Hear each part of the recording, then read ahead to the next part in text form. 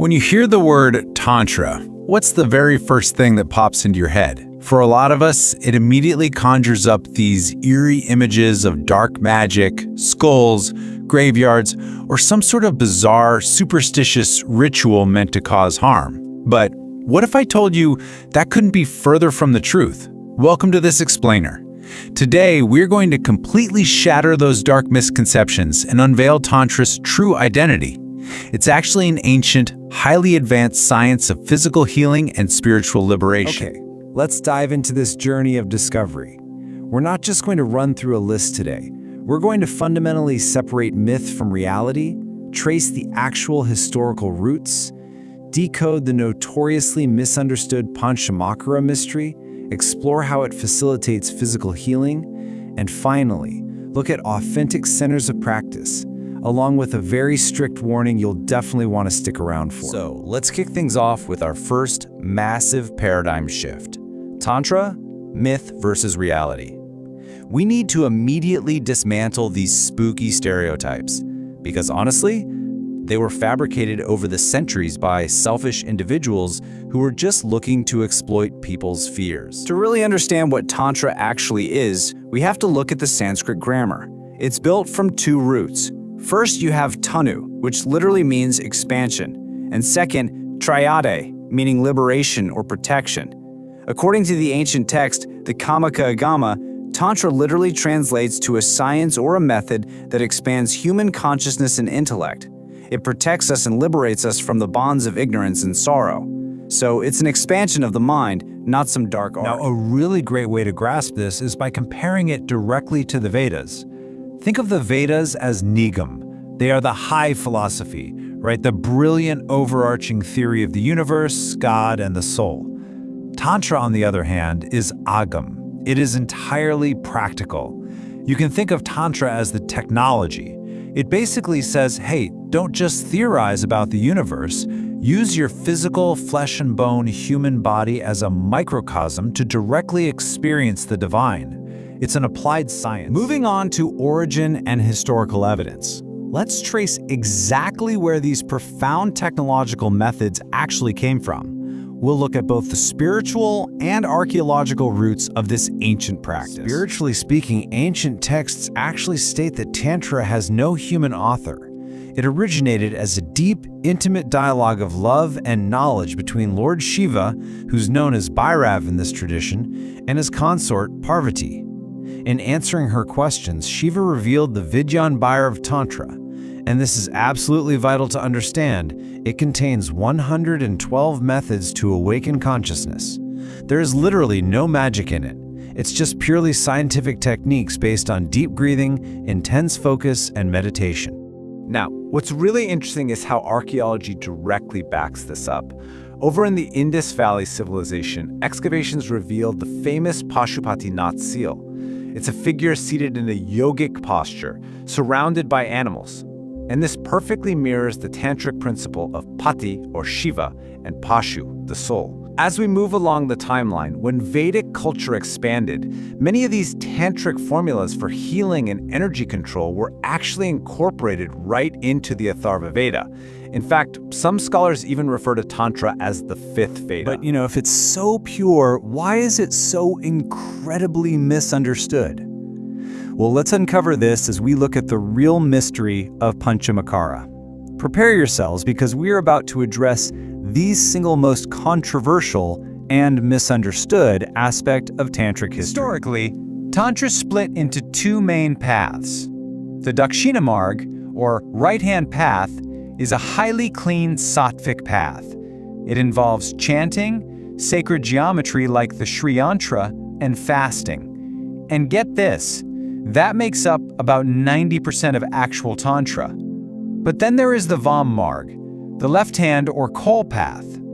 This is the one that became infamous, largely because it involves a practice known as the Panchamakara, or the 5 M's. So, the crucial point here is that authentic texts, like the Kalarnava Tantra, strictly warn against taking these 5 M's literally. They state unequivocally that these words are metaphors. Anyone using them as an excuse for literal, physical indulgence is entirely missing the point, and frankly, steering straight toward their own psychological. Let's walk through this and decode these 5 M's, because doing so shatters centuries of misunderstanding. Literal wine? No, it actually means getting intoxicated on the divine nectar of the crown chakra during deep meditation. Meat? That means sacrificing your own anger, greed, and ego, not an actual animal. Fish? It represents controlling the restless breath by directing it into the central Sushumna channel, which is kind of like catching a slippery fish in water. Posture simply refers to physical yogic gestures to elevate energy. And the most controversial one, intercourse, it is completely internal. It signifies the spiritual internal union of the feminine Kundalini energy rising to meet the masculine Shiva consciousness right in the brain.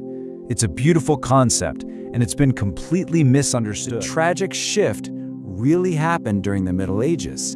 As ancient universities like Nalanda were destroyed by invasions, the pure guru-disciple tradition was broken. Genuine masters retreated into the Himalayas. And what was left behind in society? Greedy imposters. These charlatans literally interpreted these profound metaphors to satisfy their own lust and greed.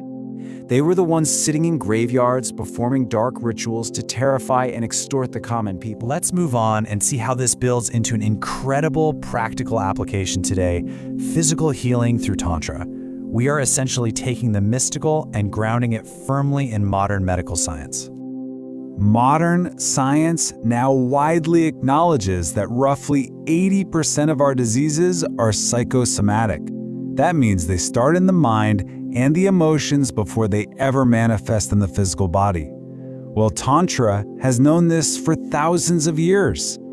Tantra explains that beyond our flesh and blood, we have a subtle energy body, and it's mapped with an astonishing 72,000 Nadis, or energy channels. These 72,000 channels intersect at 7 main energy grids, which are known as chakras, starting from the root all the way up to the crown. When we harbor stress, negative thoughts, or even poor diet, we create blockages in these intersections. Think of it exactly like garbage clogging up a pipe. When the energy can't flow freely, that specific physical area gets sick. This is what ultimately leads to issues like thyroid problems, heart disease, or even cancer. And this brilliantly illustrates how Tantric healing actually fixes those blockages.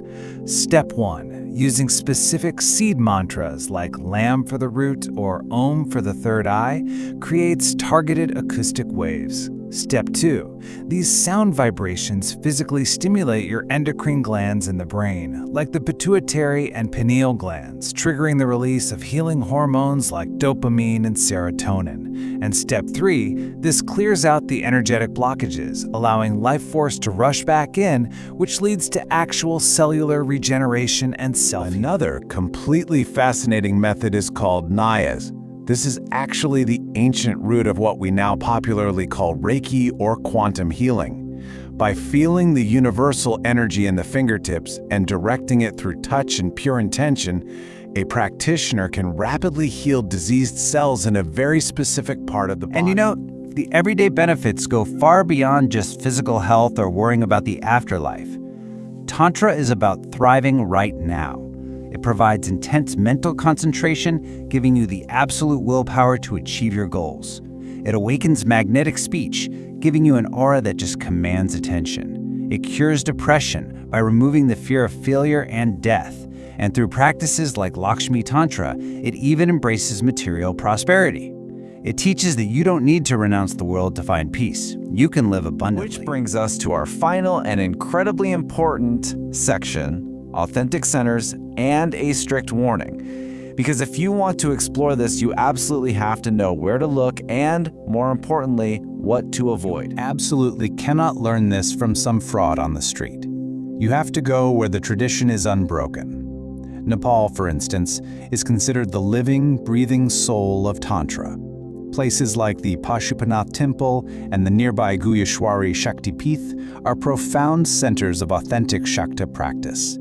From the Vajrayana Buddhist caves in Sangku to the ancient Tantric art of Janakpur, Nepal holds a pristine, high-energy environment for true seekers. In India, the absolute pinnacle is the Kamakhya Mahapith in Assam, where the creation energy of nature is actively worshipped. Then you have Tarapith in Bengal, radiating compassion and healing. Down in Kashi, or Varanasi, the pure classical Agor tradition teaches practitioners the ultimate lesson: to eradicate discrimination entirely and see the divine presence of Shiva in absolutely everything and everyone. But here is my strict, authoritative warning for anyone watching this explainer. Tantra is a double-edged sword. You cannot just look up mantras on the internet and start chanting them intensely without a true guru. Doing so can actually damage your neural pathways and cause intense hallucinations. Please do not chase overnight miracles or wealth. Anyone promising you that is a complete fraud. The very first rule of Tantra is purity of character. If you lack compassion, or if you hold on to deep anger and lust, the doors of this incredible science will remain forever closed to you. To sum it all up, Tantra is not a superstition. It is the ultimate spiritual supercomputer discovered by our ancestors. It is a highly advanced tool for human evolution designed to transform ordinary individuals into extraordinary beings, but only if it's approached with absolute purity, immense respect, and proper guidance. So, now that you know the truth, the real history, and the profound science behind these ancient techniques, are you ready to awaken this supercomputer within you? Thank you so much for joining me on this explainer. I really hope this completely changes how you view the infinite potential resting right inside your own body. Keep learning, keep growing, and I'll see you next time.